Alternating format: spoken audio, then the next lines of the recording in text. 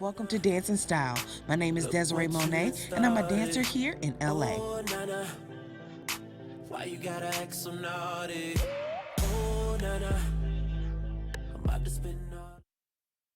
Welcome back to Dance and Style. Of course, my name is Desiree Monet, and this video is going to be another story time. Basically, how I moved in the last 3 years about 8 times. So if you want to hear more, go ahead and keep watching this video.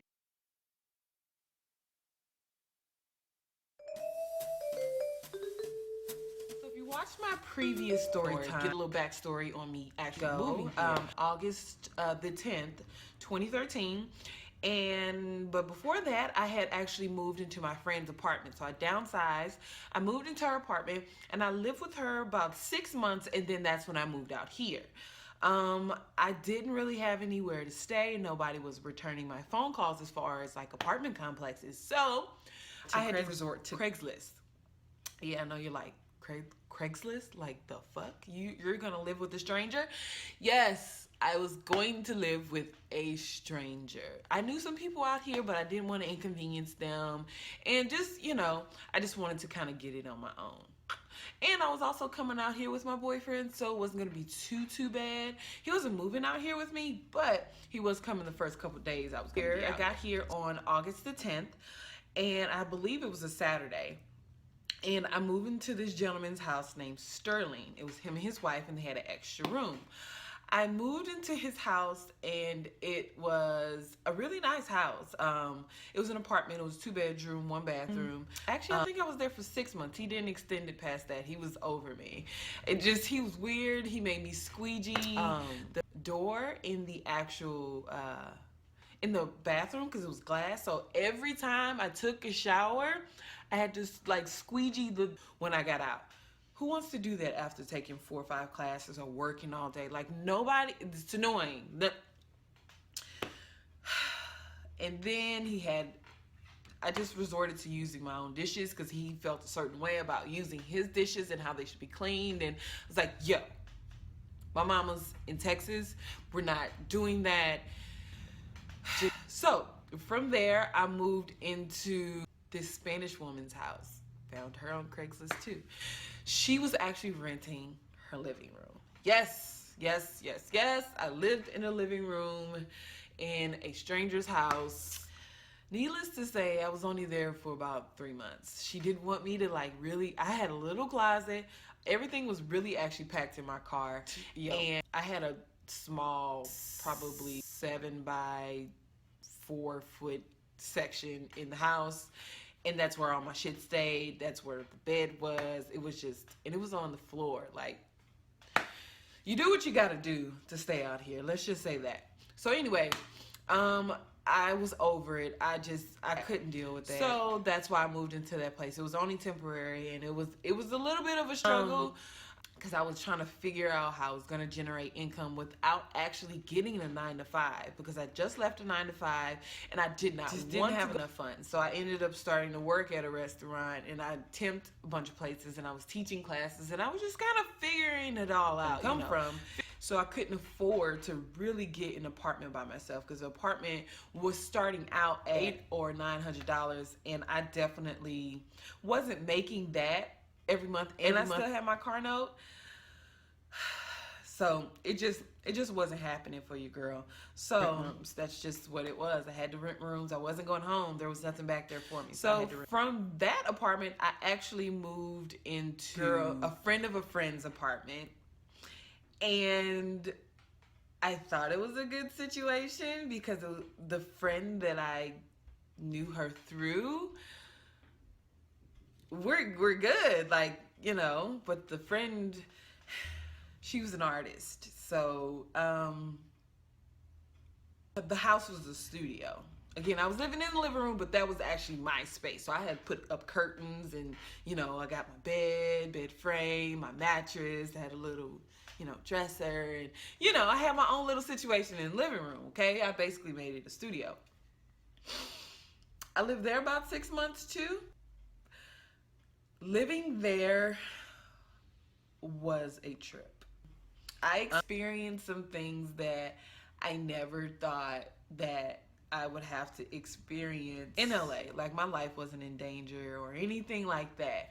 But you know, sometimes people let you move into their space or let you into their space because they actually really need your assistance, but they don't let you know the whole story. So you actually move your shit in and then find out that they really need the money, and it puts you in jeopardy at this.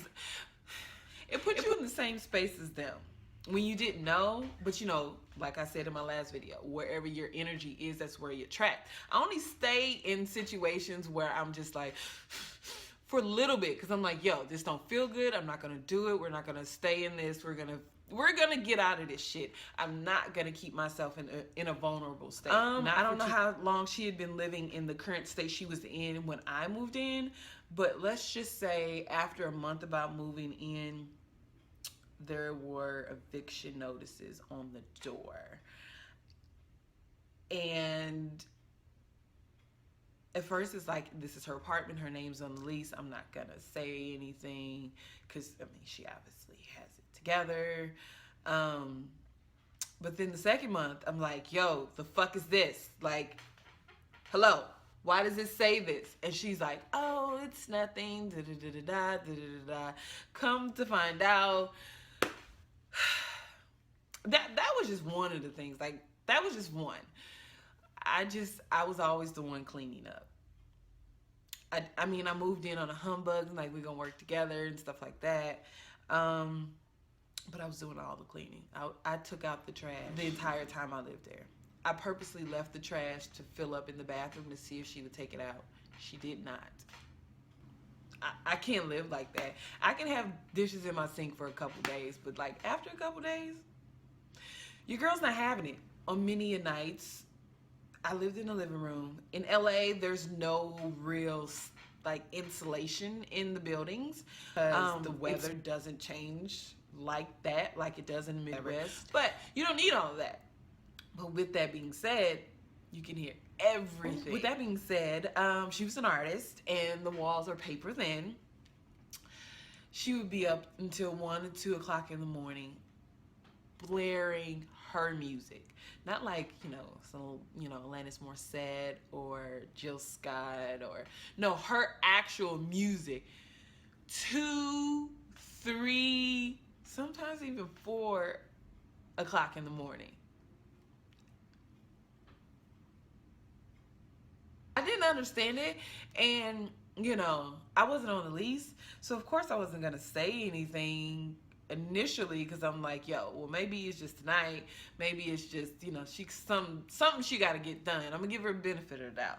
But it was repetitive, and it just got to the point where it was just like, you can't, like, you have to put on some headphones. Like, I'm giving you rent, I'm giving you $400, okay, to sleep in your living room, and I can't do this. But like, who wants to make a contract and be like, you don't do this on this day, I'm gonna do this on this day? Like, it just was all over the place. It was becoming very stressful. And not just that, I was still trying to figure out everything, and I just felt like I needed some space, and she wanted to go places together, and I'm okay with that. But I did roommates in college. I'm really removed from college. I graduated from college more than 5 years ago. So more, like, I'm over it. I did it for 4 full years. Like, no walls or anything. Your bed's there, my bed's here. I wake up, I see you. So I've done that, and I'm to the point where if we're hanging out all the time and coming back and hanging, and we use the same toilet, we're in a relationship. So that was a lot, and it was like a pressure for me to hang out. And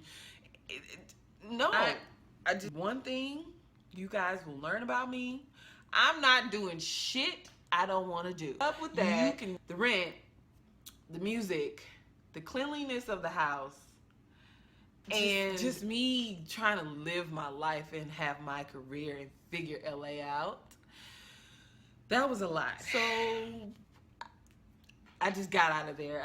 My homie, my road dog, Mo, the one you saw in my vlog. If you haven't seen my vlogs, go check them out. I'll pause. Go ahead and push that pause button.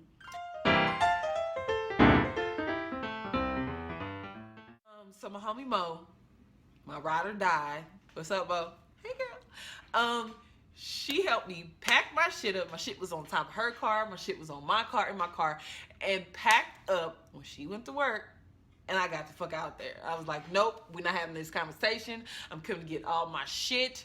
I'm not gonna be here on the 1st. Know this, because I can't be in a situation like this anymore. So got my shit, skirted off, and I lived with Mo for it was like a month. I lived with her for a month situation. So I moved into her living situation. And they were in the process of moving too, after maybe I found out like maybe like 3 or 4 days after I moved my stuff into her place. They were moving. She found out they were moving like less than a week later. So it's moving again. So I moved to their space. And it was a great space. It was, you know, it was a couple girls and a guy, and it was nice. It was a nice house. We were out in Tarzana. It was just a nice situation for me. There was a pool in the back, you know. And she didn't charge me rent. She'd just be in my homie, you know, hold me down. You know, I'll hold her down to this day. And it was fine. And just the living situation there kind of didn't happen anymore. I had to find another space in like a couple. It's happening right now. I have to be stable. I can't be doing this. So found another place on Craigslist. I moved into this house in North Hollywood. It was an old lady's house. So I felt a little safe there because it was an older white woman, and I just felt like, okay, well, maybe this would be relaxed and nothing crazy, and, you know, I'll be able to settle in for at least a year to get my shit right so that I can really move out and get my own space. Because prior, between Mo and the new lady's house, I was looking for an apartment. But I was working at P.F. Chang's. I got some stories about that fucking place. Anyway, so I wasn't making as much money as I needed to be able to support myself in a 1-bedroom and stuff like that. So I had to move into the new house. Her name was Penny. Let me explain our first meeting. I was at a Starbucks and I had called the ad.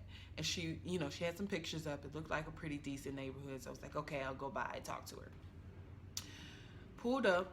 It's a regular house. And I go in and we're talking. I don't feel uncomfortable. I don't feel, you know. But we're talking and she's kind of walking me around the space. She shows me the room. The room had a bathroom attached to it. It had a bed and everything. I just needed to kind of furnish my bedding and stuff in the bathroom, but I really didn't need any extra furniture, which, you know, worked out for me. So we sit down and we're talking, but before, she's showing me around her house, and she's showing me these pictures on her wall. And she's probably like 70. She's 70-ish. So she's showing me around the house, and she's telling me about the other guy that lives there. And the pictures on the wall are very risque. Like, you know, there's a couple nipple shots. There's a couple, like, sex scenes. But you can't really see. It's not raunchy. It's just photography, aesthetic, naked, erotic, that kind of stuff. And I'm like, this little old lady progressive. All right, well, get your life. All right. So we fill out the stuff and we're talking, and she's like, I have a really good energy about you. I think you're great, you know. And she's like, I normally don't let a lot of people in here, and I generally have people stay for a long time. And I was like, oh, stuff I want to hear. You know, I didn't plan on staying there super long, like just at least a year. And we're walking out after I've signed everything, and I'm just like, yeah, I'll be back with my deposit, this, that, and the third. I'm at the door. She's like, how do you feel about pornography? What? It's like, it's pornography. It's North Hollywood. It means the capital. Because I film here from time to time. So just let me know. And then the door slam. No, whatever. You need a space. You need a space. So that was the mind, the survival portion of my brain talking to me. So at that point, I was like, okay, well, we're just gonna have to go with it. From there, I moved in with Mo again for a month because I needed to find a space. I just couldn't live there anymore. I couldn't be in that space. I couldn't wait to get out of that freaking space. And now I am currently here in my own apartment, my 1-bedroom, 1-bathroom apartment by myself. I don't want any roommates. I don't need any roommates. And I've been here for almost a year. It'll be a year in November. That's my story time of me moving 8 times. But anyway, if you want to see more videos like this, go ahead and like, comment, and subscribe. I'm always gonna say that, so just get used to it. And I will see you in my next video. I have a couple more coming, so stay tuned. All right, so I'll see you guys later. Bye. Oh, na na na, oh, na na na na na na. Everybody say it like. Oh, na na na, oh, na na na na na na. Everybody say it. You the one to celebrate, you the one they never had.